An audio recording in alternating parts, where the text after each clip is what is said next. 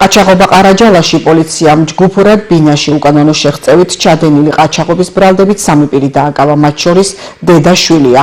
გამოძიების ინფორმაციით 29 მარტს გვიან ღამით თელავის მუნიციპალიტეტის სოფელ ყარაჯალაში მცხოვრებ 71 წლის ქალთან საცხოვრებელ სახლში შენიღბული პირები შეიჭრნენ, მასზე ფიზიკურად იძალადეს და 8200 ლარი, საბანკო ბარათები და მობილური ტელეფონი გაიტაცეს, რის შემდეგაც შემთხვევის ადგილიდან მიიმალნენ. დანაშაული 12 წლამდე ვადით თავისუფლების აღკვეთას ითვალისწინებს.